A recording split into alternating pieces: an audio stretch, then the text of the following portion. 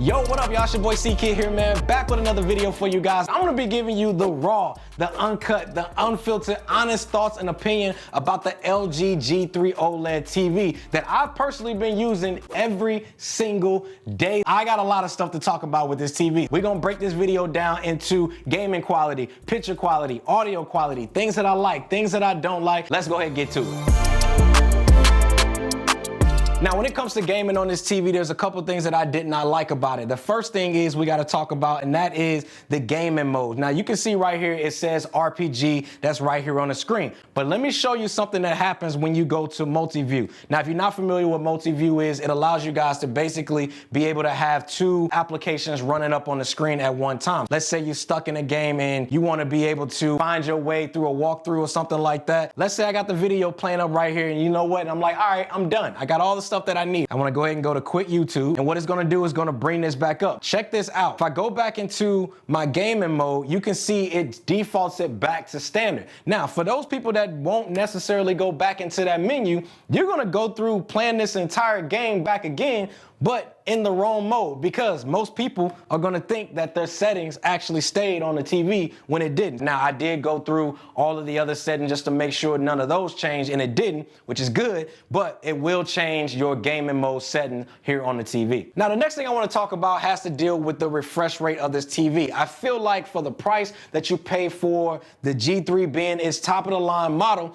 I feel like I should at least be getting 144 hertz for those people that may not be console gamers, but you guys may be a PC gamer that's out there. I feel like LG should also start catering to that PC world just a little bit, because right now, I mean, if you got a console and you play whether you Xbox or PlayStation, then you're gonna be fine, because 120 hertz is what it's capped at, so you're good to go on there. But if you guys are PC players, you're pretty much capped at 120 hertz refresh rate on this display. So I really wish they could at least bump this up to 144 hertz versus 120 hertz of what we get right now. Now, although there's some of the things that I did not like about this TV, there's a whole lot of things that I do like. The first thing is the picture quality. Picture quality on the LG G3 is amazing, y'all. It looks really good, and honestly, it's my favorite TV to game on by far, y'all. Any TV that I've had here in my home, any TV that I've tested here on the channel, this is by far the best TV that I've gamed on, period. The reason that is because I feel like the sharpness levels of this TV is really good.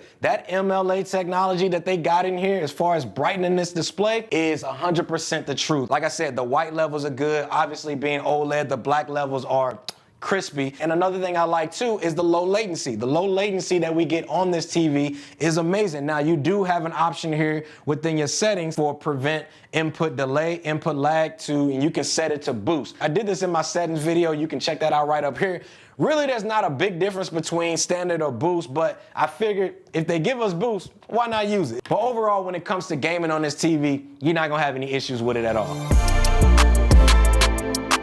All right, so the next thing we gotta talk about is probably one of the most important things when it comes to this TV. How is the picture quality on this TV? Is MLA, when it comes to watching movies, really that good, or is it capped? I'm gonna tell you like this, it is not capped by any means. MLA technology within this TV is goated, y'all. It literally makes the picture quality look extremely good, but there are some things about this TV that I don't like in regards to watching television or watching movies. For example, let's say I want to play a game and have the movie playing on the other side, right? So you can go into multi-view, or you're supposed to be able to go into multi-view here, and I can either go side by side, or I can go picture in picture, or I can go dual PC monitor, right? But let's say, for example, I go side by side.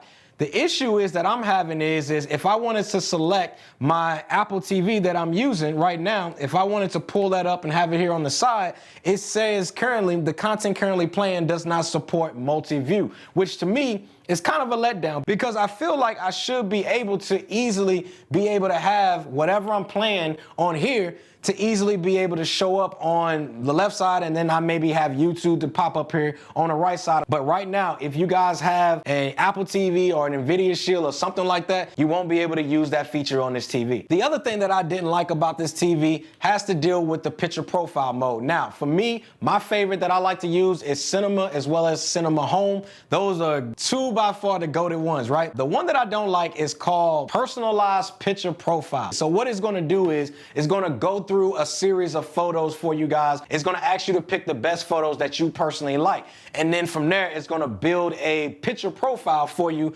based off of the photos that you chose. But the problem is the photos that I chose looks nothing like the end results that they gave me. And I felt like the personalized picture profile is very close to Vivid profile than it is actually close to what I actually chose. So for me, I'm never a fan of having my picture profile on Vivid. If I'm watching movies, I keep it on Cinema and I keep it on Cinema Home.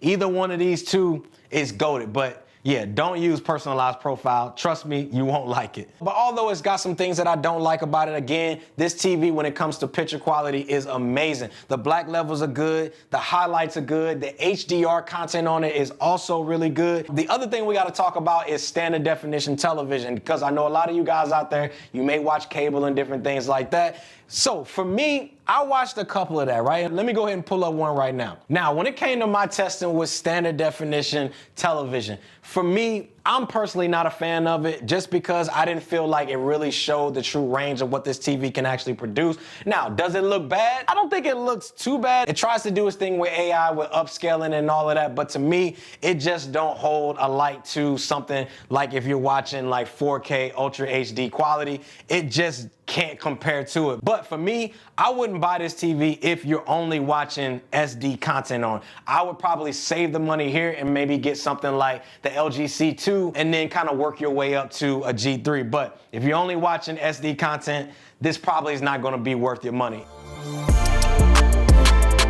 All right, so the next thing we gotta talk about is the audio quality. Now, for some reason, audio quality when it comes to this TV has kind of been a topic of discussion when it comes down to you guys talking in the comments. I did my testing with this. What I personally recommend is you guys use AI Sound Pro. Now, AI Sound Pro is basically what it does is it takes a calibration of the furniture you guys have within your space, and it's going to calibrate the audio sound quality of the TV to whatever's in your space using the microphone off of the remote to give you the best sound quality that you can get out of this television. Now, for me, I feel like it did a pretty good job. Now, is it the best? No, it's not the best, but it's also not the worst either. If I had it my way, I would just need LG to add just a little bit more of punch and bass in the audio quality department, because when it comes to the mids and it comes to the highs, yo, this TV sound quality is good to the point where I don't really think you need a sound bar, but I feel like where it's missing is the lows. I feel like it really needs that kind of that bass when it comes to the sound quality. I'll go ahead and let you listen to it for yourself. Hey,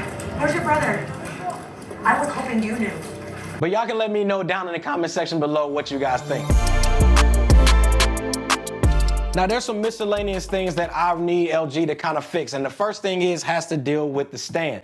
I feel like with the stand, it's really hard to know which stand actually goes with this TV. Obviously, when I went to actually look up to buy the TV, I was looking for the stand because this TV here, it does come with the wall mount for you guys to be able to purchase. But for me, I didn't want them wall mounted up here. I wanted to have it on a stand. So I was looking for the stand that went with it, right? So for me, I was going there. I was like, all right, well, I'm going to go ahead and go to the related section expecting it to be there. It wasn't there. So then I was like, okay, well, I'll go to TV accessories and then I'll look through there. The only thing that I saw there was the G2 stand and not the G3 stand. And there wasn't anything that was on LG's website that stated that the G2 stand will work with the G3. I didn't end up buying out, and especially I didn't want to do a trial and error, spend $150 for it and then it don't work. I went out and I found this product here and it works like a charm, y'all. It was really easy to set up. So I would just like LG to do a better job at making sure that it is easy to find the G3 stand or just letting us know if the G2 stand will work with the G3. Now, another thing that I kind of don't like with this TV, and that has to deal with the I/O port placement on the side of the TV. This TV, as you guys know, is made to be mounted on a wall. It is their gallery series. For me, it would make more sense for them not to put the I/O ports here as far as HDMI inputs here on the side, because if I was to plug in an HDMI cable here on the side, it's gonna stick out to the point where you're gonna be able to see it, which kind of defeats the whole clean look if you guys were to mount it up against a wall. And so for me, I wish they would just scrap the ones here on the side and just put them all here on the back, how they have the two that's already on the back, and just put all four there, and it's just gonna make it a way cleaner and seamless look. Maybe there's some limitations there, but I figured if there's a way they can figure that out, I think that would be the better move. Other thing is that I have an issue with is dealing with this game as well as music tab. For some reason, when you first unbox this and you set it up for the first time, game as well as music is disabled for some reason, and it takes a while for these to actually load up for you guys to be able to use. I was literally on day 5 and I was getting this error message that you guys are seeing right up here on the screen. And for me, that was kind of frustrating because let's say I bought this TV to be able to do cloud gaming and all that kind of stuff like that on this TV. I was waiting 5 days and I was getting error messages before I was actually able to go into it and actually be able to play it. So for me, that's kind of a bummer to have to wait that long, especially when you're spending this kind of money. And the last thing that I got to talk about is the remote control. Is the remote control bad? No, but I also feel like it is time for LG to kind of upgrade their remote controls. Now, I do understand maybe keeping this remote control for something like the C3 or the C2 or something like that. When we spending this kind of money on a G3 model, I would need something that's possibly a little bit more sleeker of a design. Maybe if they kind of gave us a sleek design like the Apple remote control with all of its LG features and functionalities. But LG, it's time to let this go. But even with all of that being said, should this be a TV that you guys spend your money on? Is MLA really worth spending the extra money over something like the C3? I'm gonna say this like this. If it was me and me experiencing the C2, the C3, as well as the G3, let's say you don't have any one of those. You don't have a C2, you haven't had an experience with the C3. I would say if you guys have the money, this TV here is definitely not gonna disappoint by any means. Gaming on it is fire. You can see right here, picture quality is amazing on it when it comes to watching movies. Obviously, if you don't use that personalized picture mode, as well as audio quality is also good on this TV. I just feel like you get a lot of bang for your buck that warrants that price tag that LG has placed on this TV. I would say if you guys are somebody out there and you got a C3 and you possibly looking for a companion TV, this would also be a good option for you guys to get that's gonna match well with that C3. But will I get this one over the C3?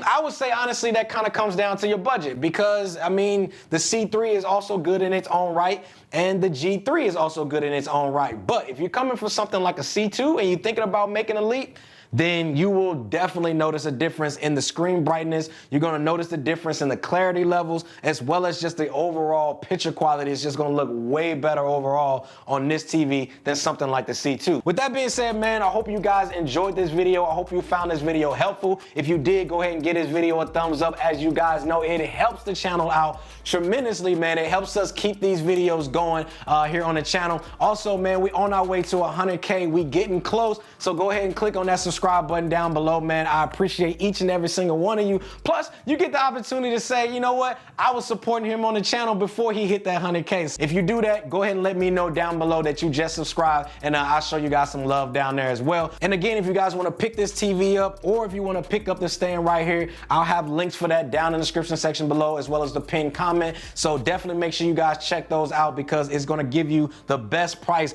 on both of this and this whole setup right here that you can get into your own space. But that pretty much wraps it up, man. Thanks again for watching, and I'll see y'all in the next one. Squad. And also, we getting that Samsung S95C too, because we got to put that up against this, right? Yeah, that's gonna happen.